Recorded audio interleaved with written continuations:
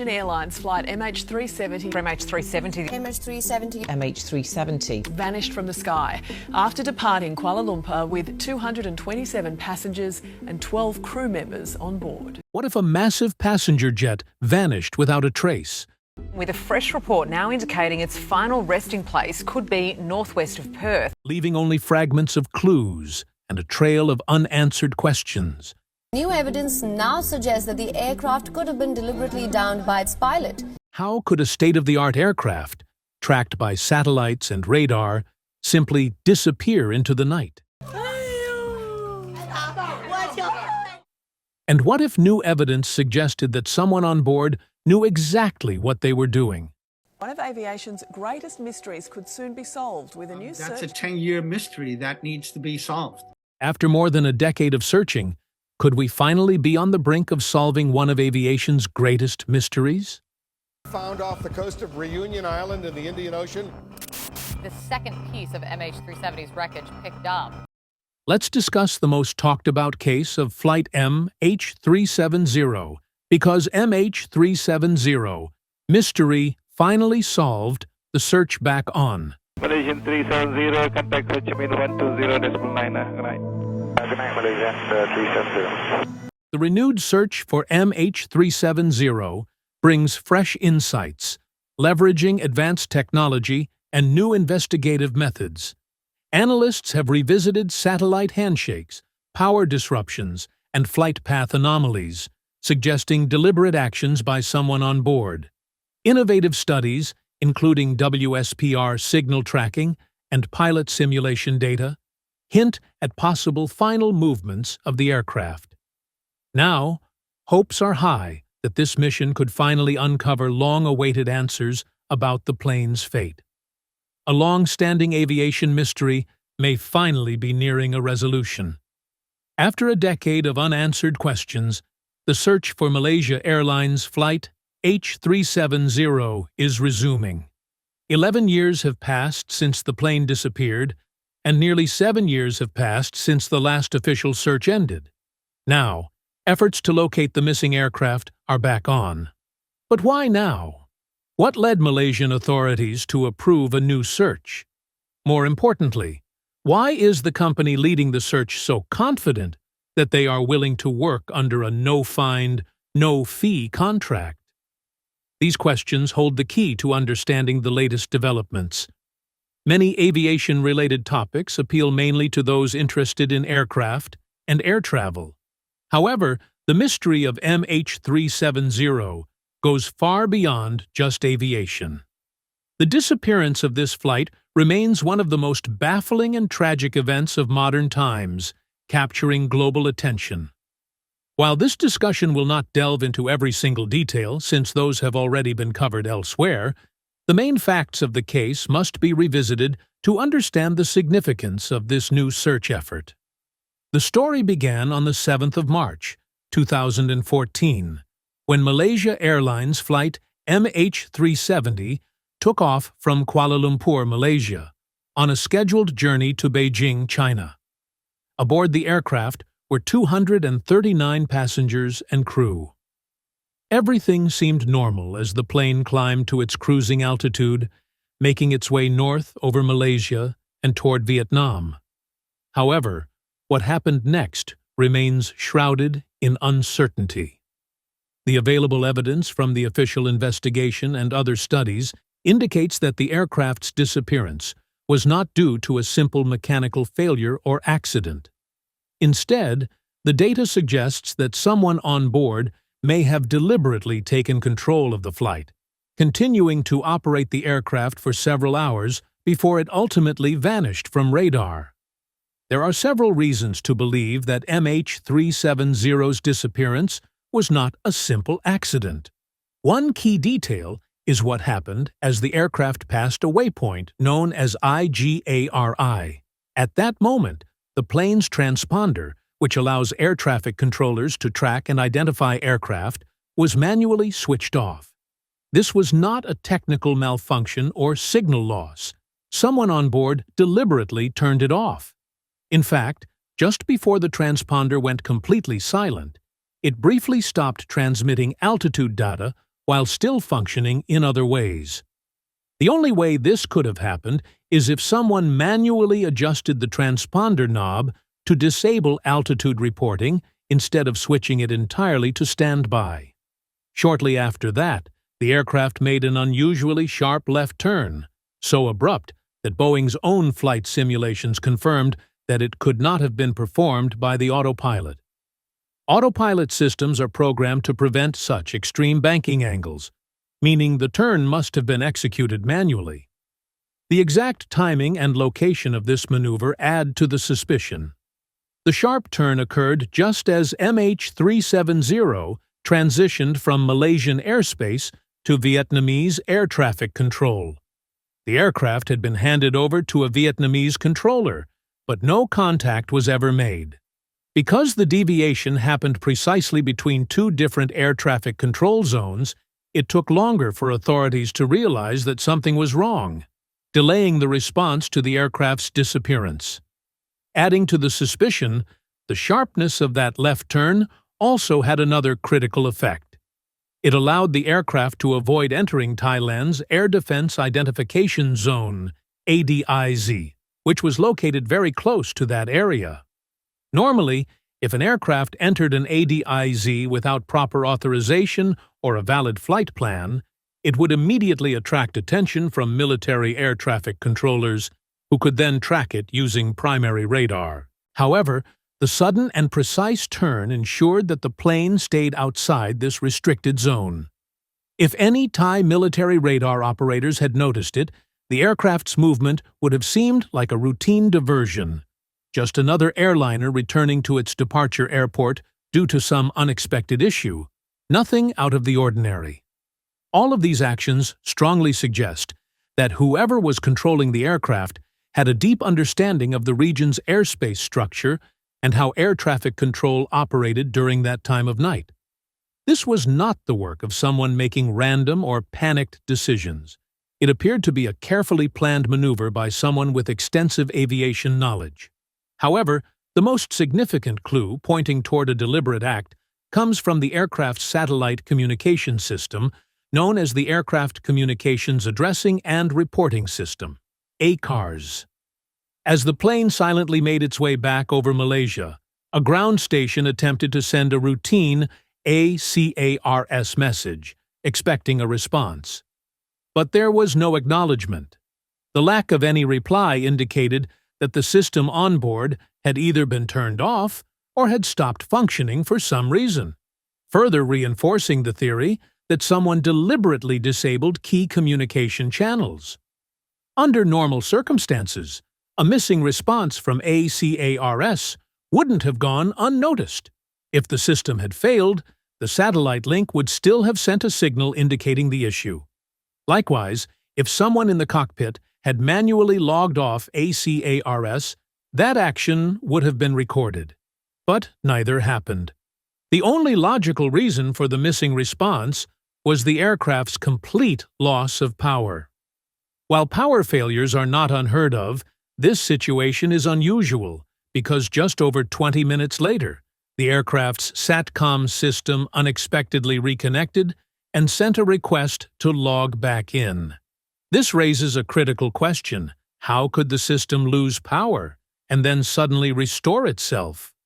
Shutting down ACARS isn't a simple process. The Boeing 777 is built with multiple power sources to keep essential systems running even if something fails. Each engine has a primary and backup generator, and any of them could have kept ACARS operational. This insight comes from an extensive study conducted by experienced Boeing 777 pilots who explored all possibilities. For ACARS to completely shut down, someone would have had to disable all 4 generators, which is already difficult to do. But even that wouldn't have been enough. The aircraft also had an auxiliary power unit, APU, a separate turbine designed to provide backup electricity. If the main generators had been deliberately shut down, the APU would have automatically taken over. So why did the system go dark, only to turn back on again? These unexplained power disruptions add another layer of mystery to an already puzzling disappearance. In a Boeing 777, the APU automatically kicks in if the main generators stop working, but there is a small delay before it starts. During that short window, someone could prevent the APU from running by manually switching it on and then immediately turning it off. Even if that were done, the aircraft still had another backup power source, the Ram Air Turbine, RAT. This device generates just enough electricity to keep critical systems like flight displays, navigation, and flight controls operational. However, it doesn't support functions like autopilot or satellite communication, which means those systems would have remained offline.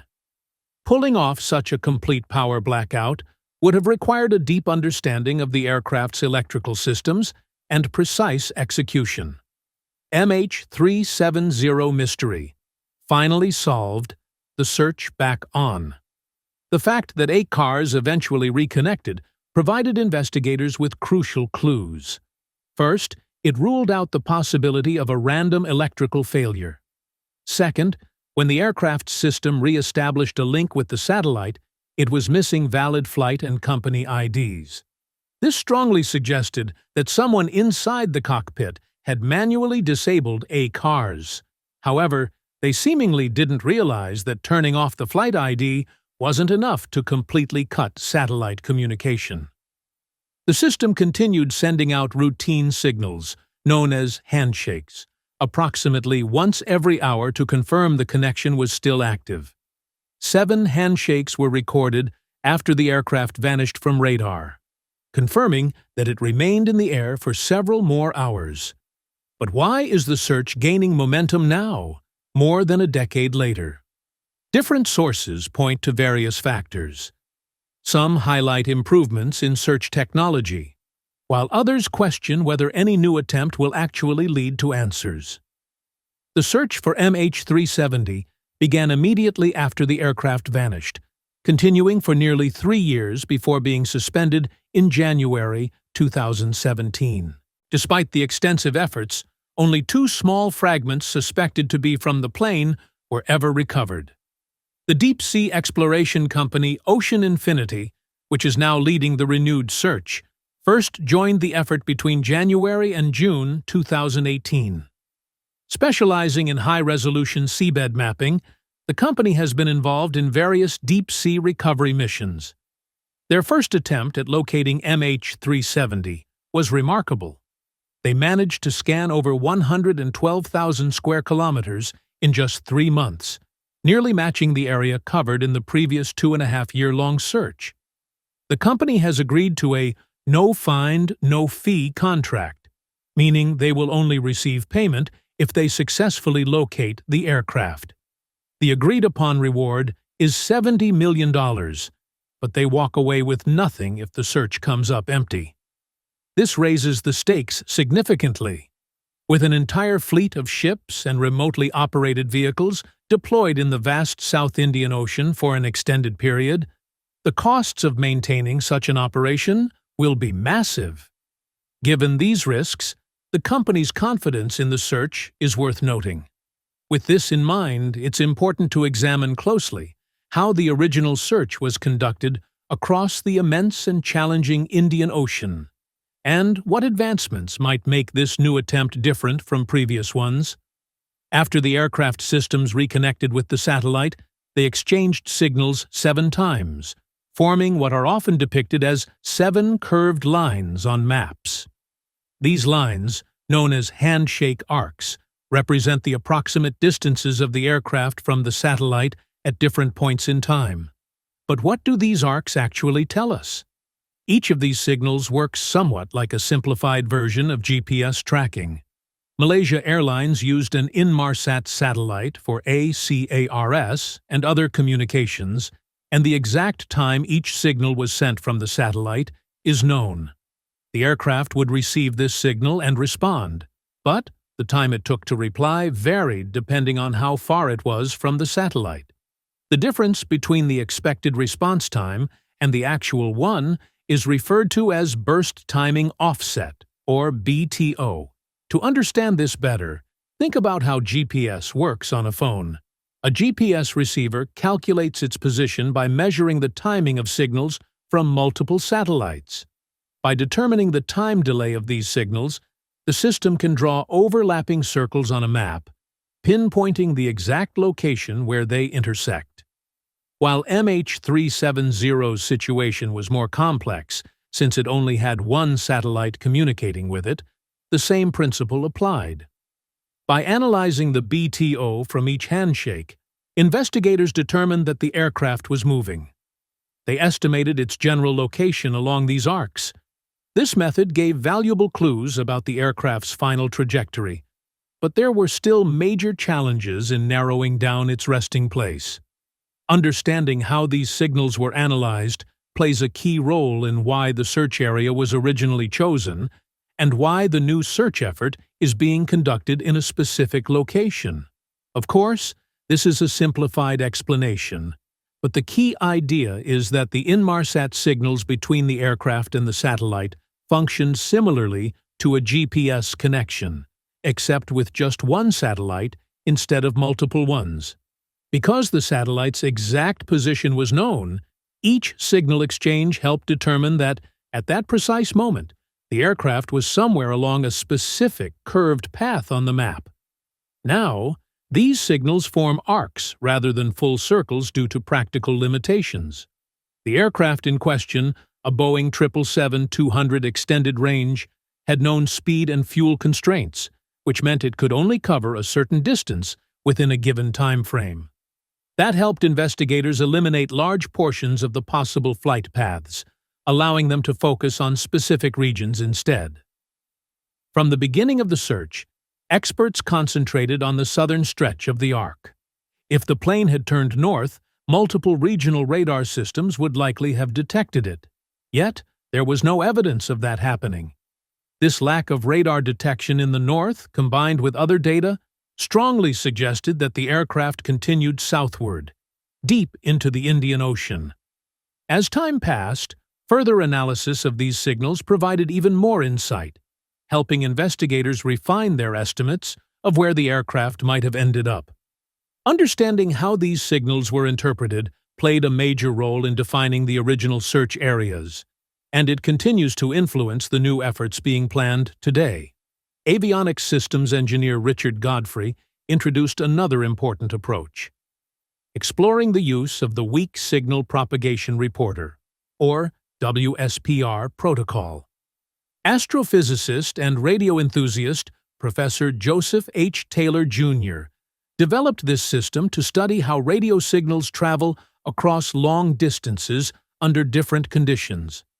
This technology is relevant because it detects slight disruptions in radio waves when they encounter physical obstacles. These disturbances are recorded in an extensive online database, allowing researchers to analyze past data long after an event. Since this archive dates back to the year 2008, it holds valuable records from the night Malaysia Airlines flight MH370 disappeared in 2014. Richard Godfrey, the avionics engineer working on adapting WSPR for this purpose, has tested it on aircraft with known flight paths, including Boeing 777 models.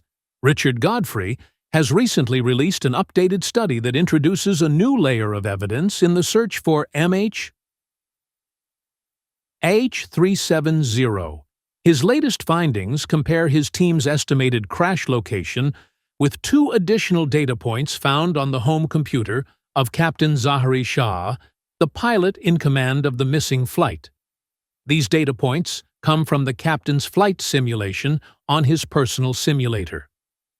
An even more compelling aspect of this discovery is that when plotted on a map, the simulated flight path forms a blue line that passes directly through the area where Godfrey's WSPR data suggests MH370 performed its figure-8 maneuvers before disappearing. If this correlation holds true, it could add significant credibility to Godfrey's findings and further support his theory on the aircraft's final moments. Hopefully, these clues will soon lead to a breakthrough in locating the wreckage. The families of the victims have already endured more than 11 years of uncertainty, and finding the aircraft could finally bring the closure and answers they have been waiting for. For more than 10 years, the mystery of Flight MH370 has left the world searching for answers. With every new lead and advanced technology, the hope of finding the truth grows stronger. As the saying goes, the truth may be hidden for a time, but it always finds its way to the surface. Maybe this time, we are closer than ever. If the wreckage is found, it will finally bring closure to the families who have waited so long and help prevent such tragedies in the future.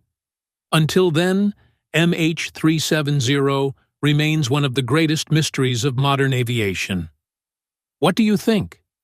Could this new search finally solve the case? Share your thoughts below. And if you found this interesting, don't forget to like, share, and subscribe to this channel. Thanks for watching, and see you in the next video.